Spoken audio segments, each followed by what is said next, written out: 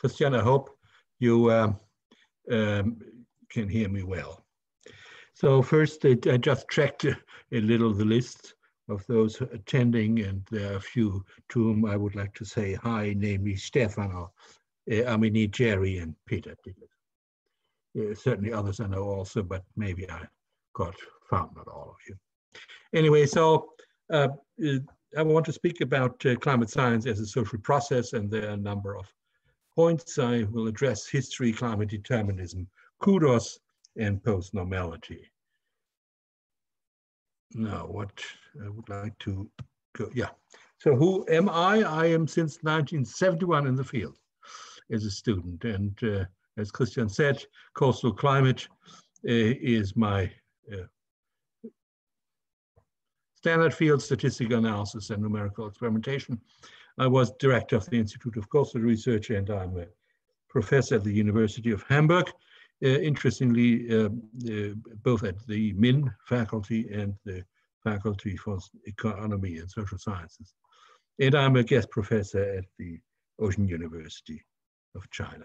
And there are a number of the books, and when you buy these, then if you buy all 5, then I would have a net income of approximately €6, which is substantial.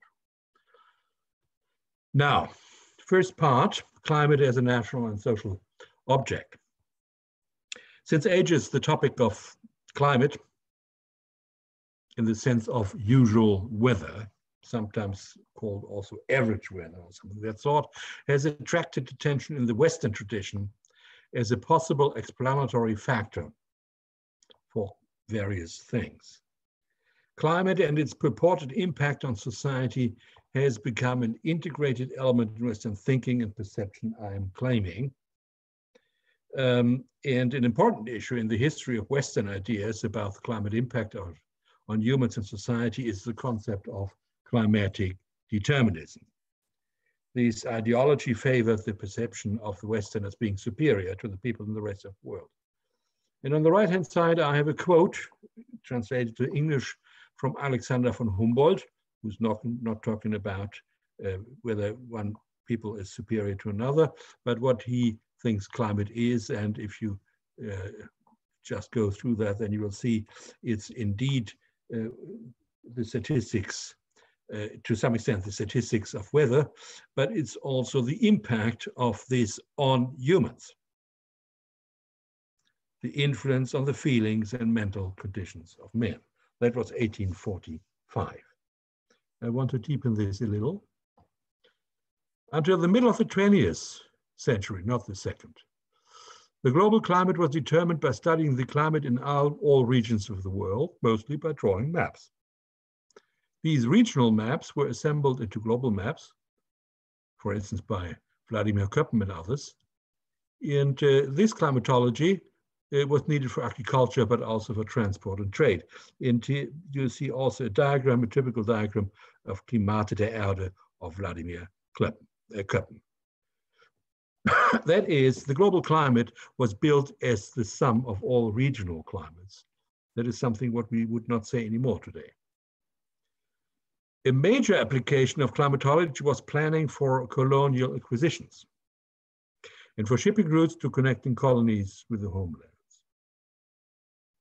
Indeed, the question of colonial regions, if colonial regions would be suitable for permanent settlement, was a key aspect of geographers in Europe. Still in 1938 at the International Congress of Geography in Amsterdam, the issue of acclimatization, of course, of white people, almost all contributed, in this Congress, almost all contributions to the field of colonial geography dealt with this topic, with a focus on barriers for European, then called white race settlement. So there is a certain less favorable element in the history of climatology. Now, the climatic determinism. In Germany, Fritz Jäger was the first geographer who got a chair of colonial geography in 1910. The Germans were a little late with colonialism. And he argued that the physical properties of the landscape and of the people would be related to climate. I mean, this is an old thesis, which was already used by the classical Greeks and so forth. Using the standard stereotype of warm, wet climate, which would reduce the amount of work needed for a living, he claimed that in such countries, people would have remained on a lower level of culture. Very different would be the raw climate of mid-latitudes, which would force people to work hard and build higher culture. Thus, it is climate which causes the difference between tropical people and Europeans, so that the colonization was legitimate because of the cultural superiority of the Europeans. This is the old and powerful narrative of climate determinism. In our paper from 1999, Steer and myself wrote, climatic determinism is the understanding that knowledge about the state of climate, be it stationary or changing, provides significant insight about socially relevant processes such as economic efficiency, physical energy, and health of people, or social and civilizational aspects and achievements. In the classical climatic determinism, the success of certain people in attaining high levels of civilizations was attributed mostly to climate. We indeed prepared an inventory of the purported impacts of climate. They range from alcoholism, crime, cleanliness, mortality, life expectancy, fertility, temperament, and stability to work attitudes, and so forth. The most well-known modern representative of climate determinism was Ellsworth Huntington from Yale University. And he said, thus, if all other influences are eliminated, we should expect civilization to advance most rapidly in climates which have few or no months with temperatures above the optimum and many below, but none too far below the optimum. And he actually tried to calculate these numbers. As a matter of fact, the actual distribution of civilization approaches this pattern, but departs in some respect because mean temperature is only one of the climatic factors of the environment, and the effects of physical environment are modified by cultural environments. So this is supported by the two diagrams I'm showing here on the right-hand side. On top, we have what he called the global distributions of people's energy as derived from climatic conditions. And this energy is supposed to be very high in dark red, while in yellow it is very low. And I guess nobody's surprised to see that this high energy is with us.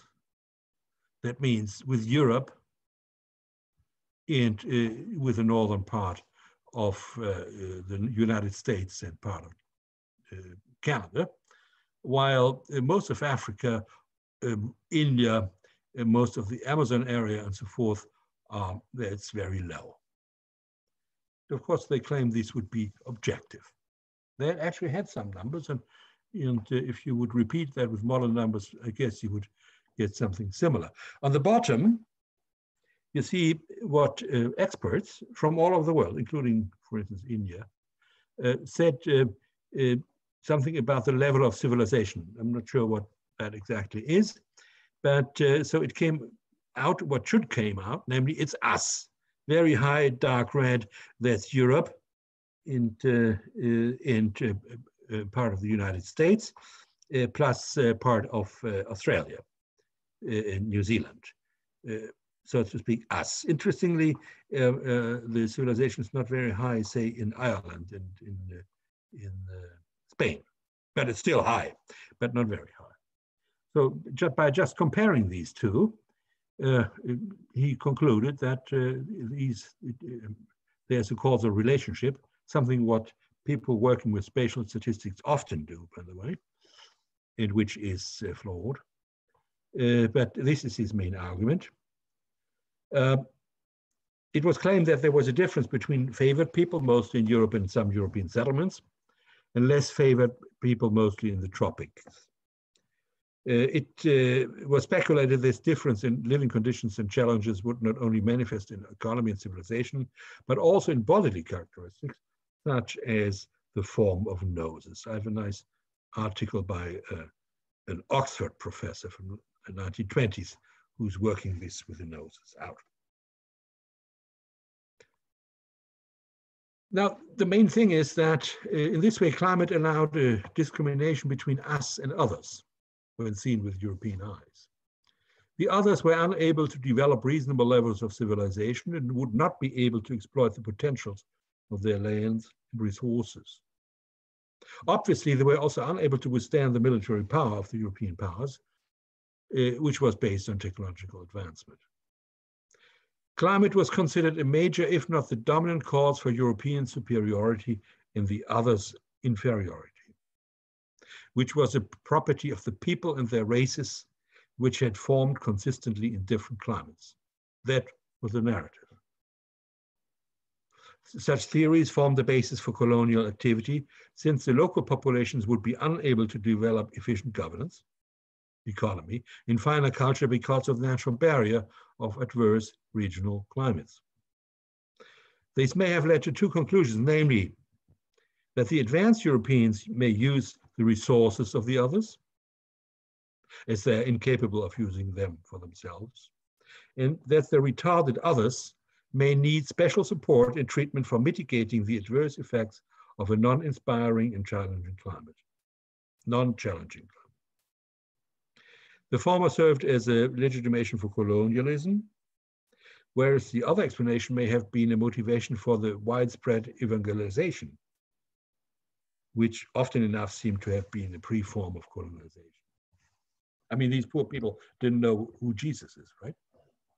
And they would all end up in hell if we don't tell them. So this was, so to speak, the state until, say, 1930s or so. And now to modern times, since 1950 or so, we have now, we can see that climate, we first had that in natural science in general, we got self-critical processes. So asking for repeatability, falsifications in norms like the CUDOS norms of emergence. I will speak about them in a minute. In this time, the traditional host for climate issues, namely geography, lost its grip and physics took over. This led to a more systematic, critical, and rigorous approach of building and testing hypotheses and concepts on the functioning of the climate system. I will deepen this a little. So, I say right away in the top right diagram, there's an error, and if you find it interesting, you can try to find out what it is. Well, the concept of climate has undergone significant changes in these past 50 to 100 years. Since about the 1970s, climate is conceptualized as a global object, which is determined chiefly by the amount of solar radiation arriving at Earth, the rotation of the Earth, and the radiative properties of the atmosphere and of the Earth's surface. Regional climates, in this concept, are regional manifestations of the global climate, which may, in principle, be considered the results of downscaling.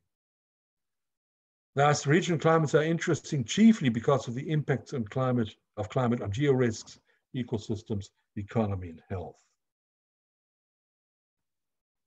Interestingly, the regional manifestation is a key aspect in dealing with adaptation to man-made climate change, while most of the political debate focuses on the mitigation of global climate change. So, talking about global warming, tropical storms, sea ice, sea level, and so forth.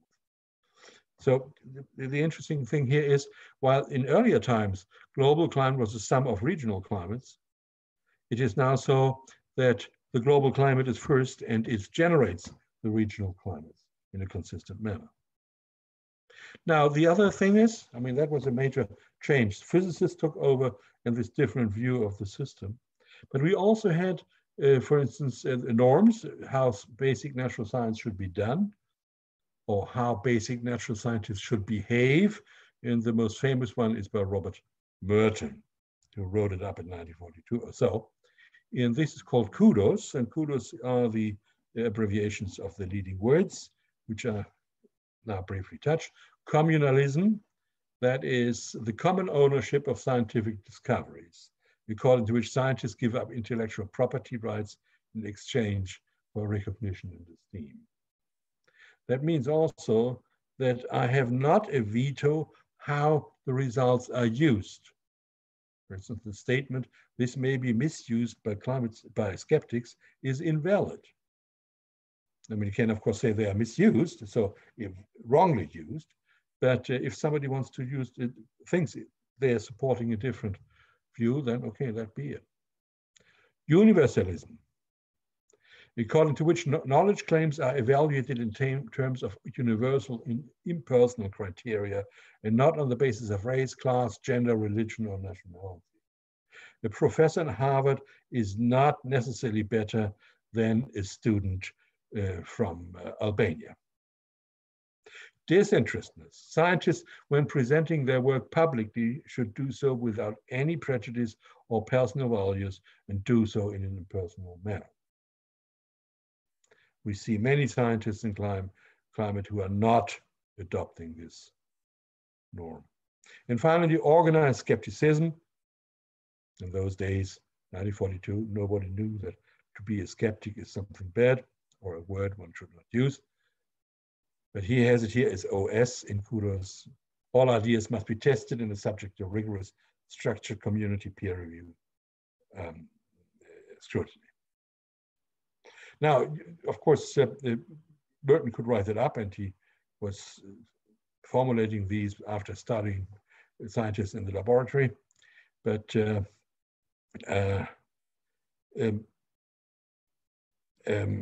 question is, of course, to what extent this is really adopted. And we evaluated an online survey of climate scientists and found out that indeed mostly, oh, I've thrown that out. Yeah, no, I'll come back to that in a minute. Oops. Now, when do we consider a statement as scientific? I would say we consider them scientific when they have been derived by employing a scientific method. That means they have survived falsification. That means serious efforts to try to show it's false. Have outcompeted alternative explanations and can be reproduced by independent researchers.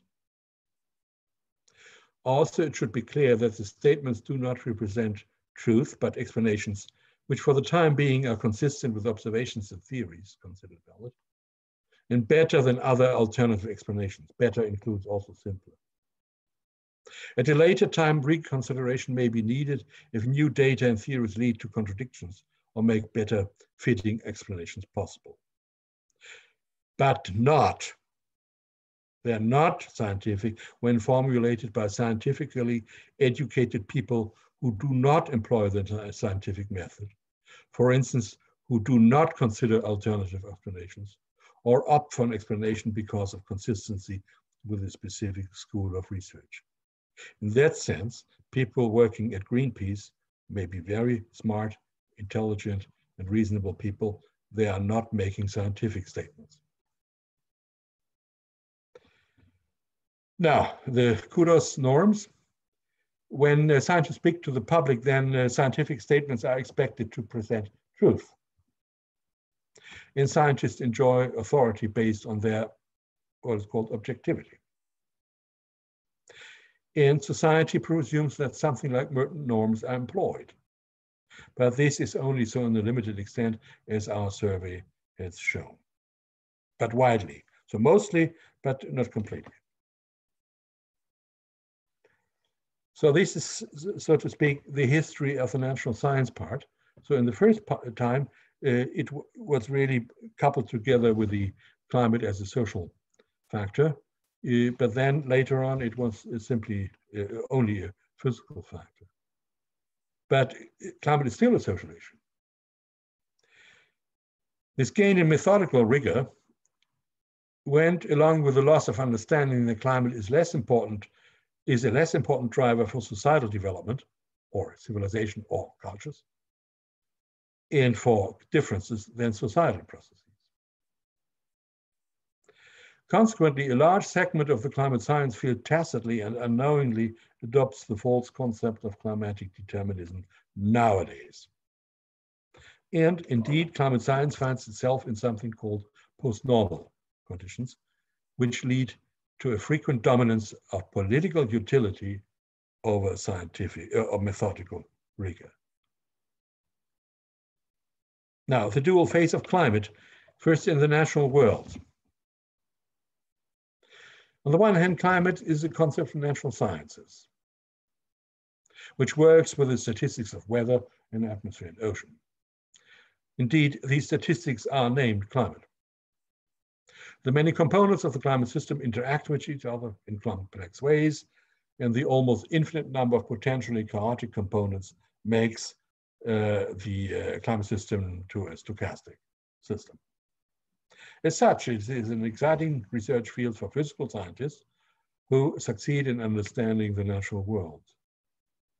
Of course, this understanding is a scientific construction. And here I want to make a short explanation. The word construction does not imply arbitrariness. Instead, it is alluding to the process of building knowledge by exploiting past explanations, new data, and peer review. So this knowledge is built upon something and with something, and that's a process I call constructing. On the hand, there are scientific constructions, but also social constructions. Come back to that later. What is also important is in the past decades, we have learned that human activities are changing climate on timescales of tens and hundreds of years. If we now go to the other face of the word climate in the social world, climate is impacting societies and ecosystems. And besides real impacts, there are also social perceptions and social constructions.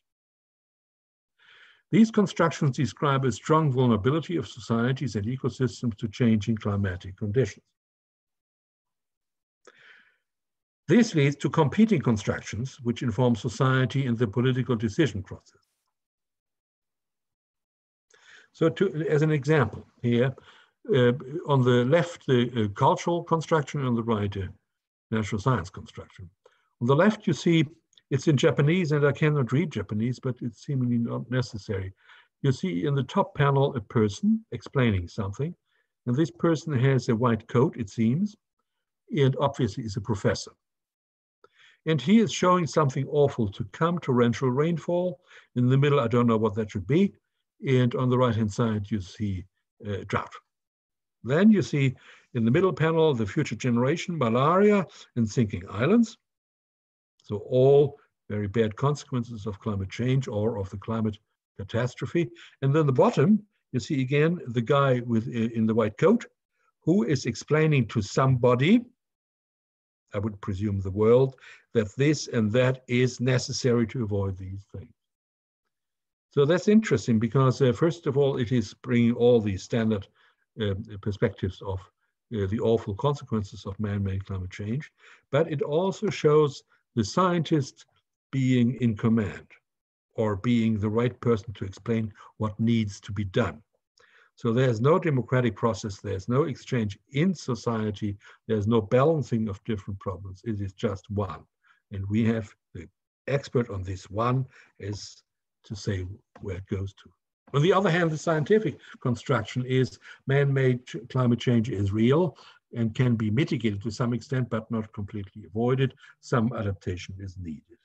And here we have a typical example that are the temperature development 1873 to 2008 in Denmark. And Peter may have a newer diagram, but you see very nicely that it's getting warmer and warmer in Denmark. And in particular, there's an acceleration since about 1980, something what you would expect from our understanding about the greenhouse effect. On the other hand, we can look at the frequency of storms passing by, and we have two stations, Lund and Stockholm. Interestingly, these are pressure readings, based on pressure readings. These time series are much longer than the temperature series, but you don't see anything. I mean, you see that nothing is changing really. It's going up and down a little bit, and even though everybody in the social construction knows that the storms are getting worse, it seems they are not. At least not until 2000. Not sure, 2002 or 3 or so. So these are very different ways of looking at the problem. And now we have the problem that we have a knowledge market. We have different types of knowledge. In the science policy public interaction is not an issue that knowledge speaks to power, and then the power is used doing the good, is taking the right decisions. The problem is not that the public is stupid and uneducated. Indeed, we have to face that in all other cases, next to climate, we are public when we speak about corona or whatever. And the idea of the gap model, according to which people simply do not understand the problem but will draw the right conclusions when taught accordingly, is simply false. This is now how things work, we are told by social scientists. But natural scientists seem to insist on that. The problem is that the scientific knowledge is confronted on the explanation market with other forms of knowledge. Pre-scientific, outdated scientific, traditional, knowledge morphed by different interests. And the question is, will scientific knowledge this competition? And there's no reason to believe that it would necessarily win.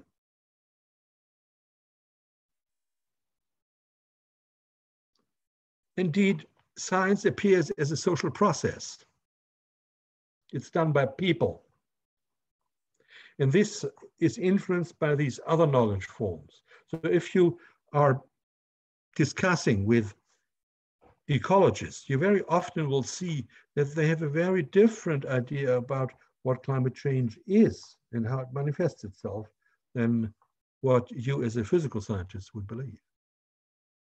And we should also be clear about science cannot be objective, but should strive to be so. Now we come to post-normal science, and these are the two fathers of post-normal science, Silvio Funtovic and Jerry Ravitz. And unfortunately, Silvio could not join us today because he has something else, but he promised he would at least have a look into my presentation on the video. So they started in 1986 to think about this. And of course, they didn't think about climate, but they thought about mad cow disease and things of that sort. And they defined the word post-normal for the state of science when facts are uncertain, values in dispute, stakes high, and decisions urged. And they predict that in this state, science is not only done for reasons of curiosity, but is asked for as a support for preconceived value-based agendas. So, and later, it was in particular my colleague Dennis Bray showed that climate science is indeed in a post-normal science. And so let's just go through that. The facts uncertain. Of course, if we look at the sensitivity of the global mean temperature to doubling of CO2 concentrations, this is still varying between 2 and 4 degrees. So this is uncertain. And this is not because people are stupid, but because the evidence is not clear. And we will have to wait a few more years. And there are other issues, of course. Then values are in dispute. For instance, do we cement the world according to our present preferences, or do we accept a generationally dynamic development? Stakes high, yes, indeed, the costs for reorganizing global energy market and will be very high, but the possible future damages are also very high. And then the decisions are urgent. To be efficient, reorganization of, for instance, traffic or so must be done now. I mean, in the sense of reducing emissions. And now, what are the consequences of this, I would not say theory, this discussion is? So one is science is descientized and politicized. And on the other hand, policy is depoliticized and scientized, which means policy decisions are framed as being without alternative. Scientific knowledge claims are presented as leading to unique solutions, which need to be implemented without further democratic influence on the substance. We can talk about some details, but in principle, that's it. And some scientists act as policy activists while exploiting their public authority as scientists. And what is also to be expected is the emergence of different knowledge claims, among them alternative facts. So I have here an article from Austria showing their well-known scientist, who is not a climate scientist, but nevertheless appears as such. And here we see climate catastrophe cannot be stopped, and in 2100 everything will be desert, and then you see the House of Parliament in London underwater, and the Schloss Schönbrunn. This is a photo from 2100 in a desert, so it will be all pretty bad. Hamburg is gone, by the way, also. So these scientists, they transgress into policy prescribing what needs to be done. They do so regularly, and always in the same direction of drama.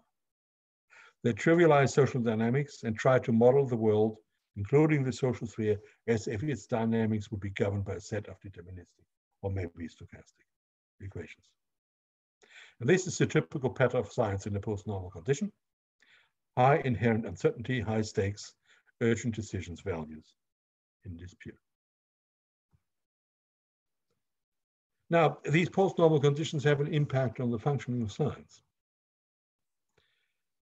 Scientific knowledge claims are considered primarily good when their societal utility is high, not only in a technical sense, but also in terms of reinforcing cultural knowledge claims.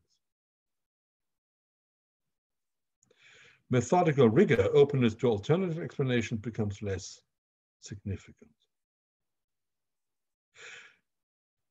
And post-normal conditions, of course, lead to changes in the scientific organizations, in programs, perceived leading scientists, which feed back into society's support an a priori worldview, namely via climate catastrophe or fake news. So in a sense, Trump is partly a result of post-normal conditions.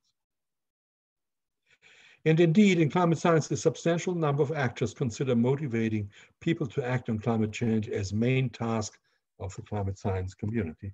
And this is based by this diagram. We asked students, here I'm showing it for three locations. We did it with more and got the same results. And we asked people in OUC, that's in Qingdao, 6, that was or is the graduate school in Hamburg, and CMCC, that is a graduate school in Bologna and Venezia. 6 and CMCC is specifically on climate science. Ocean University of China is generally environmental sciences. And we asked them, today, what would you rate as the most important task facing the climate science community? The climate science community. A, define the climate problems and the attribute cause of climate change. Determine solutions of climate change and motivate people to act on climate change. So, and we have here in the diagram, we have the distribution of answers. And in China, we see that the students say the climate science should do climate science. That should be the main task. Define the climate problems and attribute causes of climate change. While the solution was less in the focus, and also quite a few thought that motivating the public is important. But if we go to the 2 graduate schools on climate science, it was very different in Europe. That's the blue and the black one. And in this case, it was very clearly that the main task of science is not science, but to motivate people to act on climate change. That is a strange result. And this was when we had it at different locations in Europe in the last 2 years. This always repeated, almost always. Only among some geologists in Amsterdam, we had a more even distribution. But it was always strong, this idea of motivating And if that is leading to a better science, that is, of course, a bit questionable. Now we see that natural science is a social process. It is under the influence of social constructions and preferences, at least when post-normal conditions prevail.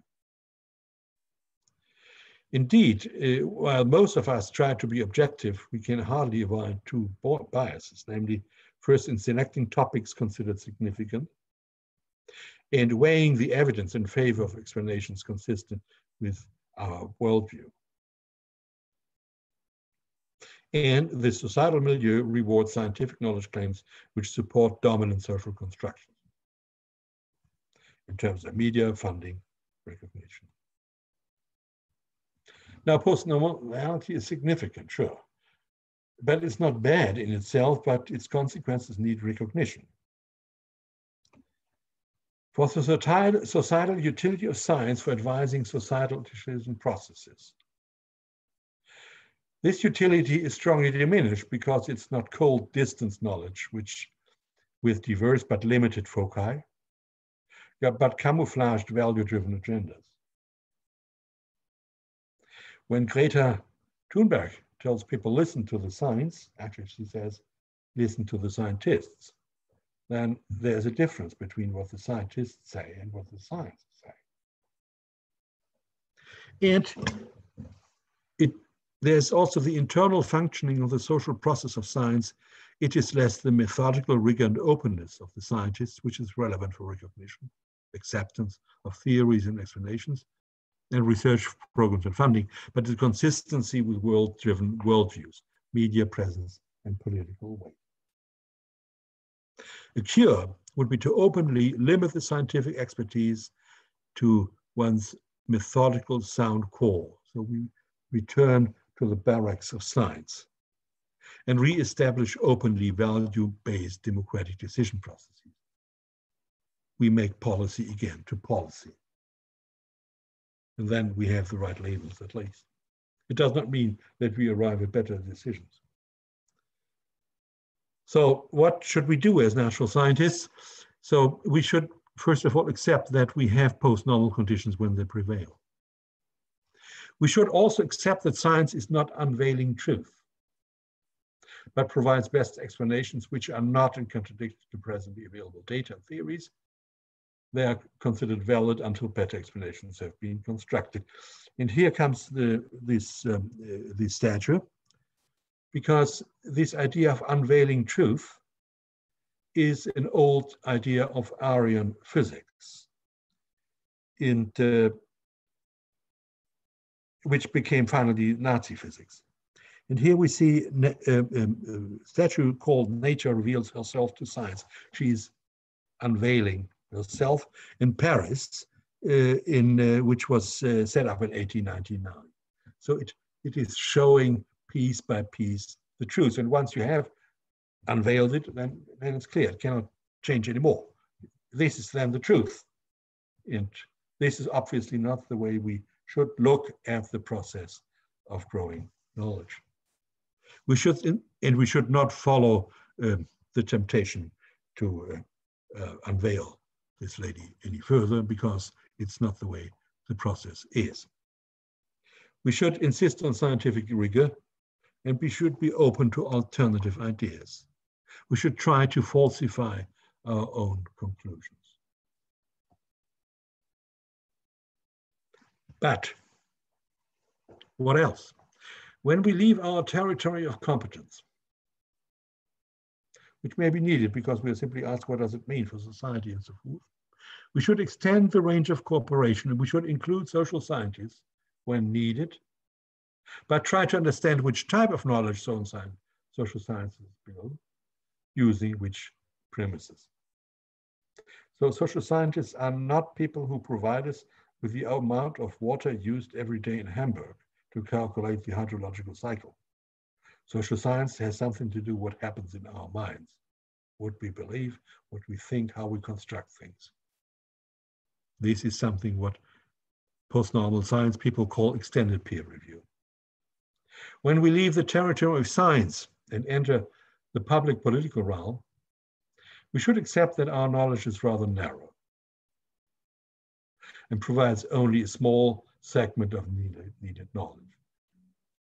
When we are good scientists, we are Fachidioten. We know our field very well, very deeply, but it's very narrow. But we should nevertheless bring this knowledge in, but we should be aware that more knowledge is needed for the decision takers. That's the campfire project concept of Werner Krause and myself. And we should also accept that policymaking is not an optimization problem, but an effort to balance societal values, and that science strives for best explanations, not for eternal truth. This ends my presentation, and if somebody wants to communicate with me, you're welcome. This is my web address, my internet address. Thank you very much for listening. If somebody's still there, of course. Yes, yes, thank you very much, Hans, for this very interesting and thought-provoking presentation. There is, I think, one question from Carsten Haustein. It's kind of quite long question in the chat. Maybe I just read it. Clearly, biologists have become post-normal scientists following this debate. Debated the concept too, arguably much more so in a blink of an eye. What should they be doing given the real urgency of the problem and the real consequences of not speaking out? I think that refers to COVID-19 situation. Christian Drosten, who is a German scientist who is very much involved in this discussion in Germany for those non-German participants, motivates people to act on a daily basis. What should he say? Pretend he doesn't care whether people die? How should he be acted upon facing such huge problem, COVID-19 that is? Every scientist in my should warn the public. I, for one, don't care whether this is called post-normal or not. It's certainly advocacy to some degree, but we are all advocates in one way or another. There is no such a scientific neutrality. Yeah, this is a long question or comment. I just opened the chat and I couldn't see that myself. So I understand that you are asking, how is it with the COVID-19 case? Is it in a post-normal state, the virology? And I would say yes. Now, if we go through the 4 criteria, uncertainty, there's massive inherent uncertainty. I don't need to listen to that now. Then values in dispute. Is it so that we keep the children inside to protect the old ones, or should we first of all keep the old ones inside so that the young ones can run around outside? Then the stakes are high. I mean, obviously, many people could die. On the other hand, or the full restaurant business could go down if we have lockdowns. And the decisions are urgent, obviously, because we expect the next wave. So all these criteria are given.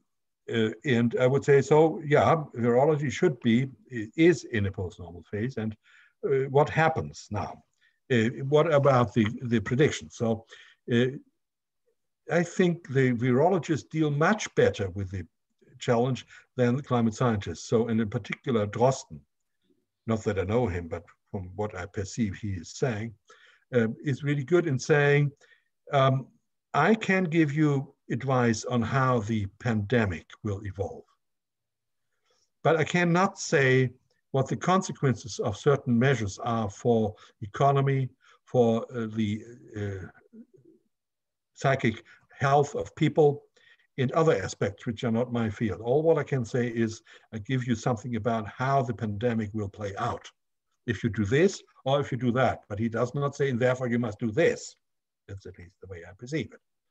And I think that's almost perfect, the perfect responsible way of doing it, saying there are many other issues which need to be decided, and in the end, it's a policy process, the democratic policy process, which has to give the legitimacy of doing this or that. And so I would say, here in this case, we have personalities which are really doing it well. On the other hand, there are also seem to be also a few who are maybe more interested in sitting in the limelight, in saying explicitly what should be done.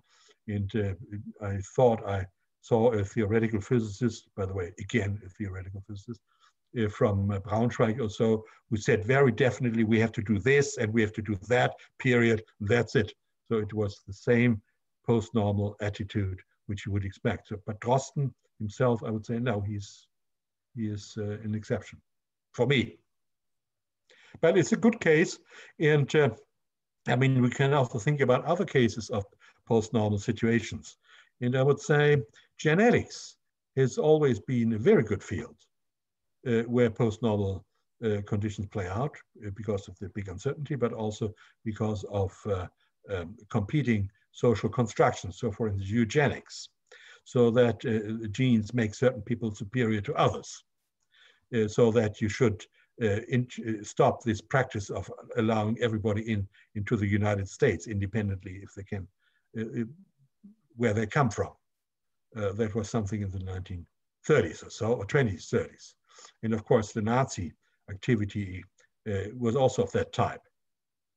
And now the GMO is also clearly in this field. So we have lots of these cases, and we should discuss it in this way. And we cannot get rid of it, of course, because it's just a social reality. But we should be aware of it, and we should make sure that we, in the end, have politically based decisions, which are based explicitly on values and preferences, and not saying this must be done. And if you have another opinion, then you are simply an idiot, and I'm not talking to you anymore. Which ends my little extra lecture. Yes, thank you. But thank you very much for this question. I think that is, I think, very reasonable. There's one question from Melinda Galfi. She asked about the best way to communicate uncertainty of scientific results to the general public. If we speak about uncertainty, the public might think we don't really understand anything. If we don't really talk about uncertainty, do we then still talk about the facts? If you just say that's definite, so even so the uncertainty still would be very proud. I'm not sure if I really got that, but I would say uncertainties are not necessarily defects. So it could very well be that these are simply open questions which we cannot respond with the present evidence, and we have to wait another 500 years to be able to do so. So this is not that somebody is erring or somebody is not smart enough, but it's a principle limitation we sometimes have. And then we can think about how much can we make a definite statement. So for instance, you could say, Hans von Storch, he will die in the next 30 years or 20 years. That is pretty sure. But we cannot say when, even if you would like to know that. But you would know that in 30 years when he died, actually. But certain statements are possible. And so even if we cannot, for instance, with climate change, cannot say the number of storms in Hamburg will change from blah, blah, blah per year to blah, blah, blah in the last third of this century, we can possibly say something if we expect more storms or not. So we should say which part is definite, and that we are not talking about a weather forecast that it will rain in 1500 in this afternoon. So it's a matter of how we phrase it, that we have knowledge, but the knowledge goes with uncertainty, and people are entirely used to work with uncertainties. It's an ingredient in almost all decision processes. And the idea that climate science would be more effective if the uncertainty would be massively reduced, I think that is invalid. It will not work out, because one of the main results of scientific progress is to generate more uncertainty, not more uncertainty per problem, but the number of problems is growing. And these have then additional uncertainties, even though we possibly reduce some uncertainties. I mean, that's the fun of science, isn't it? Yes. Okay, there's one question by Stefano Tibaldi. Oh, Stefano! Yeah. Could it be that modern scientists have taken the Marxian idea that philosophy should not only describe the world, but also change it and export it to the whole of science? I don't know. I personally think that that we have, at least in those universities I know of, have no courses in philosophy or sciences. I think that's a major disadvantage. We should talk about how things hang together, what makes sense, what are the limitations of this. But at least in Hamburg, there's no way of doing that anyway. This may be different in Switzerland, for instance. But I don't know that it well enough. But I would say people should be forced to think about the conceptual parts.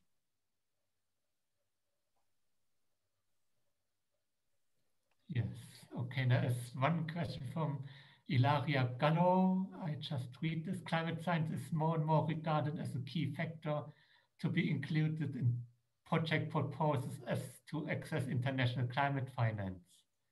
This hampers the ability of developing countries to access international finance support.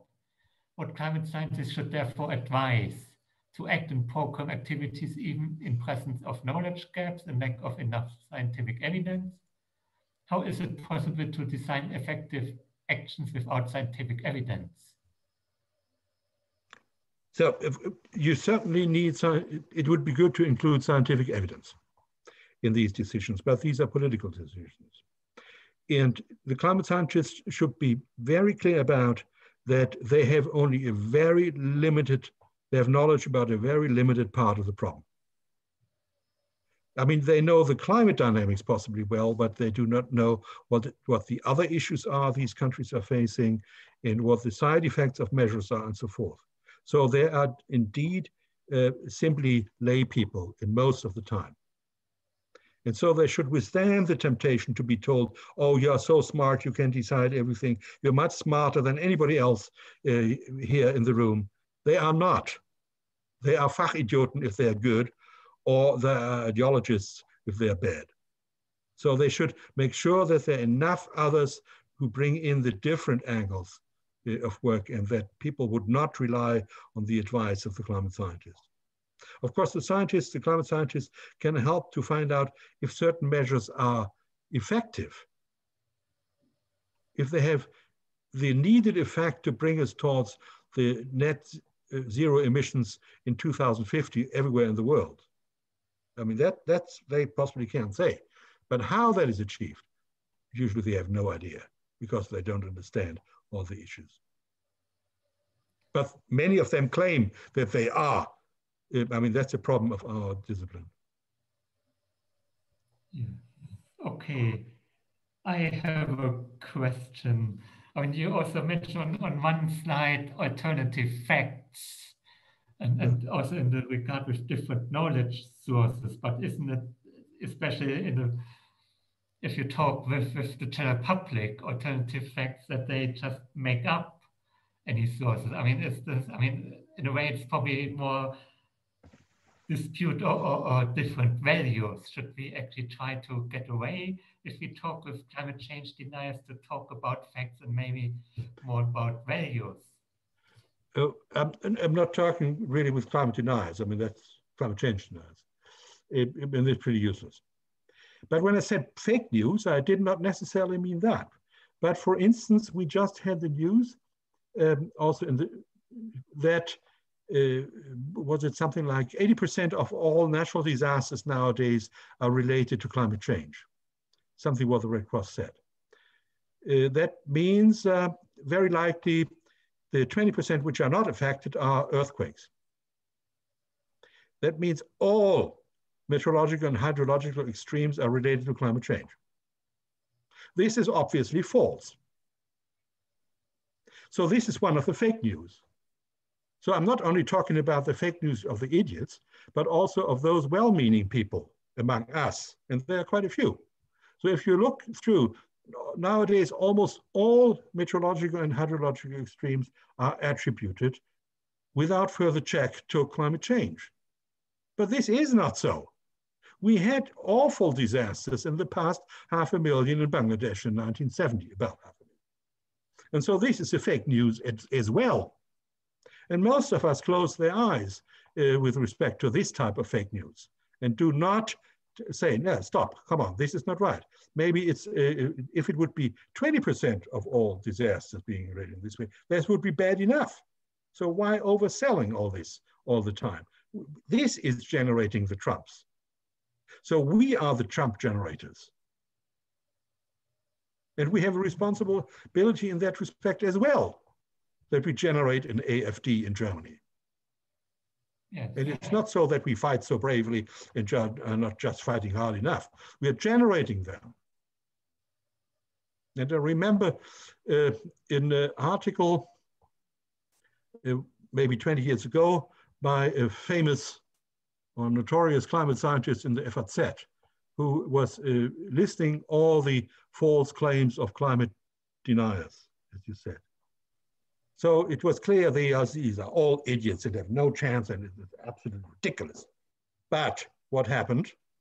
They got a chance to write a rebuttal, yes, which showed to many of these guys, I'm not alone. There are many of us. So what actually this climate scientist did was a kiss of life, giving to the community. In a sense, he created the community in that moment because they got a chance to organize themselves, because seemingly quite a few people, I mean, if these are 10% of people or so, it would already be quite a few, namely 8 million or so, right?